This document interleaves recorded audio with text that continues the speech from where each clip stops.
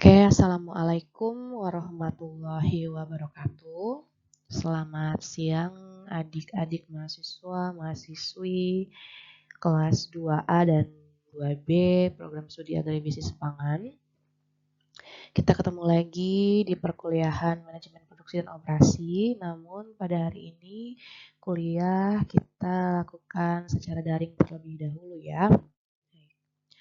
Oke, pada pertemuan ketiga hari ini, kita akan membahas tentang materi terkait perancangan dan pengembangan produk. Nah, sebelumnya minggu lalu sudah Ibu jelaskan terkait siklus hidup produk ya.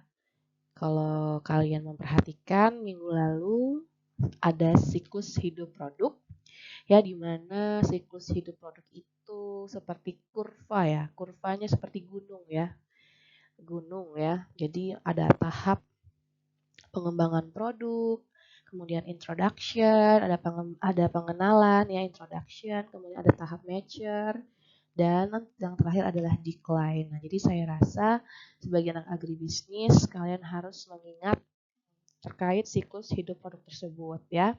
Nah, sekarang kita masuk nih ke perancangan dan pengembangan produk, di mana tahap ini merupakan tahap awal ya dari kita pada saat kita ingin mengembangkan atau menjual produk. Jadi harus dirancang atau kita kembangkan produk yang sudah ada.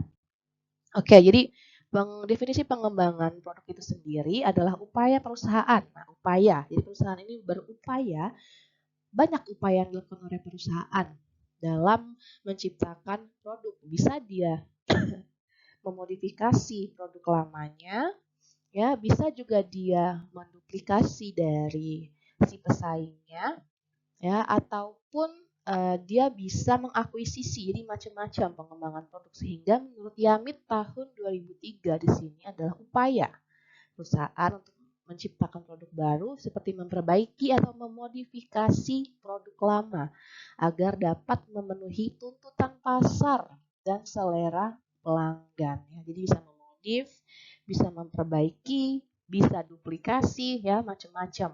Nah, sehingga ini tadi sebagai produk baru, perusahaan bisa memodifikasi, duplikat, dan mengakuisisi. Apa sih duplikasi? Apa sih akuisisi ya? Nah, nanti kita akan bahas di materi selanjutnya. Nah, ini contoh produk yang dimodifikasi. Jadi Ibu kasih contoh di sini mobil.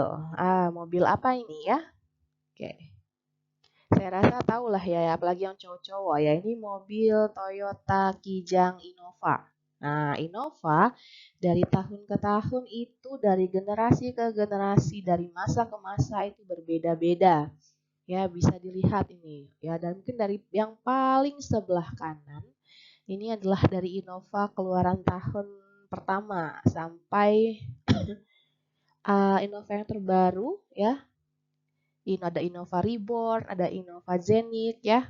Jadi ini contoh produk yang dimodifikasi sehingga konsumen itu nggak bosen dengan model yang itu-itu saja, karena selera pasar itu berubah seiring dengan perkembangannya zaman. Jadi harus pintar-pintar bagaimana seorang penjual itu mengembangkan produknya dengan cara salah satunya adalah modifikasi.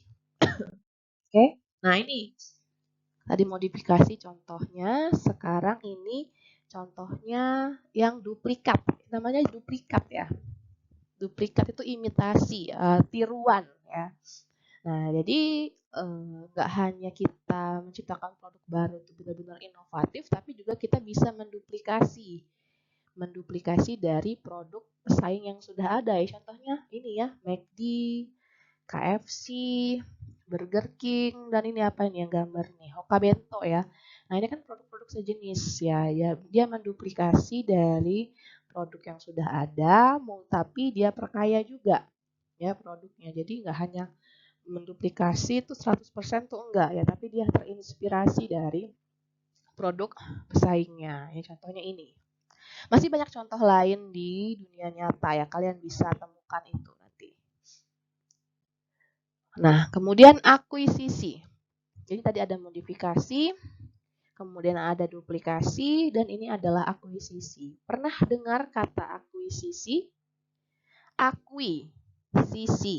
Nah, jadi mengakuisisi itu adalah membeli saham perusahaan ya yang tadinya bukan milik kita menjadi milik kita. Kita beli sahamnya sekitar berapa persen misalnya. Seperti yang dilakukan oleh Garuda Food, dia mengakuisisi Procis. Tahu Procis? Ya, saya rasa tahu ya. Procis ini cukup terkenal karena dia adalah sebuah merek keju ya. Nah, Garuda Food membeli di situ kan di berita yang bersumber dari CNN ini membeli 825 juta saham atau mewakili 55% dari seluruh modal yang ditempatkan dan disetor penuh Mulia Bogaraya. Jadi 55% saham si Procis ini sekarang punya Garuda Food karena sudah diakuisisi atau dibeli sahamnya oleh Garuda Food gitu. Jadi dia bisa mengklaim Procis itu punya Garuda Food gitu. Sudah bukan milik si Mulia Bogaraya lagi. Jadi ini salah satu cara perusahaan untuk mengembangkan produk baru dengan cara mengakuisisi. Nah, jadi ada 3 cara bagaimana perusahaan itu mengembangkan produk ya. Ada modifikasi, ada duplikasi, atau bisa juga secara akuisisi. Atau bisa juga yang lebih baik itu adalah kita meng-create produk yang benar-benar baru atau inovatif. Nah, namun itu sulit ya. Sulit untuk dikembangkan. Jadi yang paling gampang, cepat ya. 3 ini, modifikasi, akuisisi, dan duplikasi. Oke, kita next. Nah, ini tadi sudah Ibu jelaskan ya. Cara pengembangan produk baru melalui akuisisi, membeli perusahaan lain, mendapatkan paten dari perusahaan lain, kemudian membeli lisensi atau waralaba, franchise. Pernah dengar kata franchise, waralaba ya? Jadi kita tuh cuma beli mereknya aja, beli izin lisensi untuk kita membuka usaha tersebut. Nah, contohnya banyak di Indonesia ini seperti Indomaret. Nah, itu perusahaan waralaba karena kita cuma beli mereknya doang. Kemudian kita bisa jalankan usaha kita atas nama Indomaret. Apalagi misalnya ya yang waralaba kayaknya sepertinya banyak, sambal alu ya, pokoknya brand-brand terkenal itu misalnya ada misalnya di cabang Teluk, di cabang Wai Halim, di cabang Kedaton. Nah, itu biasanya waralaba dia. Belum tentu itu dimiliki oleh satu pemilik yang sama. Bisa aja secara franchise ini, secara waralaba, dia dibeli lisensinya saja oleh orang lain. Jadi bisa aja saya punya sambal alu, saya beli lisensinya, saya mereknya atas nama sambal alu karena saya sudah beli lisensi. Ya, bisa juga nanti misalnya saya beli sambal alu itu dibeli oleh Bu Tunjung ya, bisa sah aja asalkan dia sudah membeli lisensi atau waralaba atau franchise-nya ya. Nah, kemudian pengembangan produk baru, perusahaan dapat mengembangkan produk baru di lab sendiri atau di lab sendiri juga bisa kita punya lab ya di Pollinella ini banyak. Jadi Pollinella ini sudah menciptakan produk-produk yang inovatif ya, contohnya kemarin yang baru saya beli itu adalah tempe siger buatan lab teknologi pangan. Nah, kalian bisa coba di situ nanti ada tempe siger, itu produknya baru ya. Kemudian ada juga melon berbentuk love ya, ada juga itu dari labnya benih ya. Nah, nanti bisa kalian lihat. Oke, jadi bisa di-create di lab sendiri dan membuat kontrak dengan peneliti lain atau perusahaan pengembangan produk baru ya. Kalau misalnya perusahaan itu perlu peneliti untuk melakukan penelitian terkait produk baru ya sah-sah aja ya. Ini salah satu upaya juga untuk mengembangkan produk-produk yang baru. Nah, kemudian gagasan pengembangan produk itu bersumber dari internal dan eksternal. Nah, dari dalam perusahaan itu kita nanti ada yang namanya bagian R&D ya namanya disebutnya, bukan RMD ya, R&D, Research and Development. Jadi bagian penelitian dan pengembangan produk. Di situ tugasnya apa? Ya, dia mengembangkan produk-produk baru, meneliti, melakukan inovasi, sehingga dia bisa menghasilkan produk-produk atau jasa baru yang dijual, yang mampu laku di konsumen. Bisa melalui riset pasar terlebih dahulu, karena kan peneliti, jadi dia harus melakukan riset pasar terlebih dahulu. Ya, atau bisa juga dari konsultan perusahaan, penjual, tenaga penjual, dan manajemen karyawan. Itu jadi sumber internal yang dari dalam perusahaan. Nah, kemudian dari bersumber dari eksternal itu, nah cenderung bisa kita kembangkan dari produk yang telah ada. Ya, misalnya ya itu tadi Ibu bilang meniru melalui kompetitor atau masukan dari konsumen, dari feedback dari konsumen atau hasil dari peramalan atau forecasting dengan menggunakan alat analisis. Ya, ini nanti kalian bisa pelajari forecast ini di semester yang lebih tinggi, semester 4 ya, forecasting atau peramalan, bukan ramalan cuaca, ramalan dukun, bukan, ini melalui alat analisis. Jadi dia bisa forecast berapa kebutuhan beras Indonesia di tahun 2035. Nah, itu bisa di forecast melalui alat analisis namanya ITING. Nah, begitu juga dengan misalnya berapa kebutuhan yang dibutuhkan, bahan baku yang dibutuhkan untuk memenuhi kebutuhan perusahaan. Nah, itu bisa dilakukan melalui forecast atau peramalan ya. Oke, ini tadi sudah Ibu jelaskan. Ya, jadi alternatif pengembangan produk baru bisa dilakukan dengan mengembangkan produk yang benar-benar baru karena ini paling sulit dilakukan dan membutuhkan waktu yang lama. Kemudian bisa juga dengan diversifikasi produk ya, menambah produk yang telah ada, kita modifikasi, diversifikasi produk dan modifikasi, mengembangkan produk lokal yang belum ada dan meniru produk yang sudah ada di pasar. Oke, ini yang jadi alternatif ya, seorang pengusaha itu banyak alternatif bagaimana dia mengembangkan produk barunya ya. Oke, ini adalah beberapa alternatif. Nah, kemudian ini tahapan-tahapan pengembangan produk. Ya, dari identifikasi, kayak kita identifikasi produk yang telah ada terlebih dahulu, kemudian mencari dan menggali ide-ide tentang produk baru, menyaring ide-ide yang ada. Oke, pasti biasanya brainstorming dulu ya, diskusi dulu ya, pasti pihak marketing ya, pihak bagian produksi itu pasti berdiskusi kira-kira apa sih yang dibutuhkan pelanggan.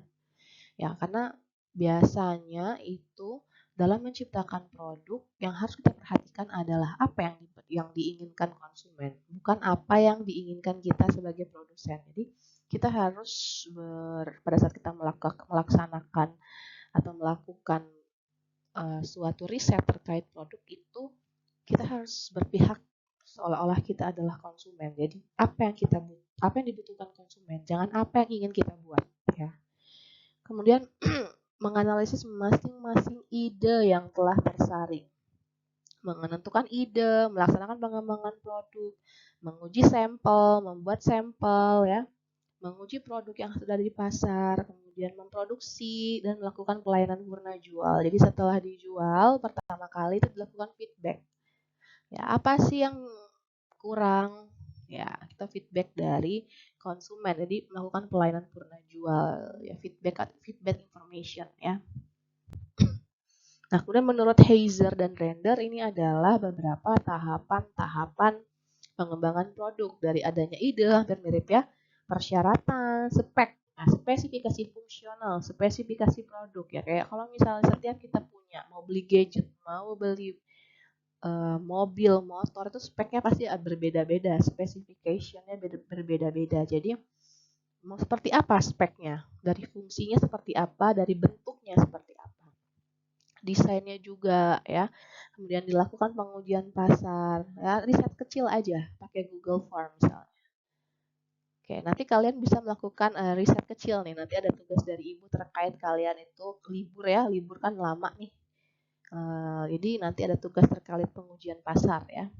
Kemudian perkenalan kepada pasar dan evaluasi. Oke, ini tahapan-tahapan pengembangan produk menurut Heiser dan Render. Nah, kemudian ada yang namanya quality function development. Nah, jadi sini nanti kalian sudah mulai bermain alat analisis. Jadi ini quality function development merupakan suatu alat yang dapat digunakan untuk membantu perusahaan dalam proses produksi dengan menerjemahkan keinginan konsumen. Nah, oke, digarisbawahi di sini. Ke dalam karakteristik teknis yang dimiliki oleh perusahaan. Jadi kita sudah masuk ke bagian quality function development, dimana kita mau menerjemahkan apa sih keinginan konsumen.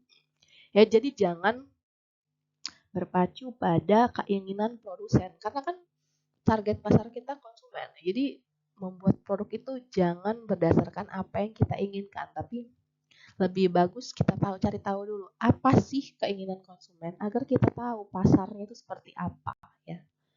Oke. Nah, jadi nanti di sini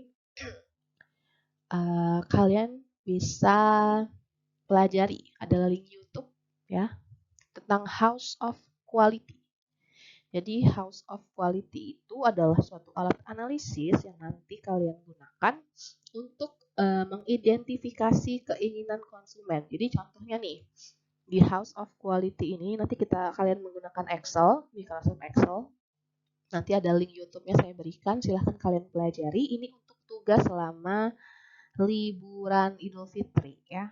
Oke, ini liburan Idul Fitri. Ya, karena tanggal 21 juga besok kita off praktikum karena kalian ada buka bersama, dan ini tugas untuk praktikum nanti di hari Jumat tanggal 21 Maret yang akan dikumpulkan pada saat nanti kalian Idul Fitri. Setelah Idul Fitri. Ya, jadi ini ada dalam House of Quality nasi pecel Blitar. Jadi mau buka nih pecel. Nah, jadi kita harus tahu dulu nih suaranya konsumen tuh pengennya yang seperti apa. Makanya nanti ada customer requirement di sini dan ada design. Jadi berdasarkan kepentingan.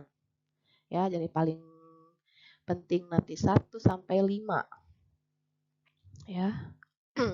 Oke, nanti bisa kalian tonton di YouTube-nya ya. Saya akan berikan linknya. Nah, kenapa sih kita perlu House of Quality ya, atau Quality Function Development? Karena kita perlu mengetahui apa sih keinginan pelanggan kita. Ya, jangan kita hanya mau mengenali atau memuaskan keinginan kita sebagai produsen. Untuk apa gitu kan? Karena pasar kita adalah konsumen. Siapa target pasar kita? Jadi kita harus kenali dulu keinginan pelanggannya itu seperti apa. Nah, kemudian kenali bagaimana sih produk atau jasa yang bisa memuaskan keinginan pelanggan, ya. Kalau pelanggan puas, nah dia akan beli lagi, jadi melakukan yang namanya repurchase ya, pembelian ulang. Nah, salah satu cara mengenali konsumen itu puas atau tidak ialah dengan cara dia beli lagi nggak, dia melakukan repurchasing nggak. Kalau misalnya dia melakukan pembelian ulang, nah berarti di situ ada indikasi konsumennya puas. Kemudian yang ketiga, hubungkan keinginan pelanggan dengan bagaimana produk akan dibuat untuk memenuhi pelanggan tersebut. Kenali hubungan antara sejumlah bagaimana pada perusahaan. Kenali hubungan antara sejumlah bagaimana pada perusahaan. Nah, jadi kita tuh harus saling melakukan yang namanya relasi, ada hubungan relasi. Jadi harus keep in touch ya antara pelanggan dengan penjual. Kemudian buat tingkat kepentingan dan evaluasi produk pesaing. Nah, ini adalah tugas terstruktur ya tentang House of Quality. Jadi nanti dikumpulkan hari Selasa 8 April. Jadi buatlah suatu identifikasi keinginan konsumen menggunakan metode HOQ. Produknya bebas, terserah kalian. Kalian misalnya sedang berencana mau jualan, nah bisa melakukan HOQ ini untuk tes keinginan konsumen ya. Jadi kalian itu riset pasar terlebih dahulu. Ini namanya salah satu cara melakukan riset pasar. Nah, jadi kalian bisa menggunakan responden itu teman dekat kalian atau teman sekelas kalian maksimal 5 orang. 1 atau 2 orang ya, terserah ya. Nah, jadi buat sesuai dengan pedoman di link YouTube yang telah diberikan dalam bentuk Microsoft Excel. Nah, dikumpulkan paling lambat hari Selasa tanggal 8 April 2025. Oke. Saya rasa cukup ya untuk materinya, jadi silahkan dikerjakan tugasnya. Saya akhiri, wassalamualaikum warahmatullahi wabarakatuh.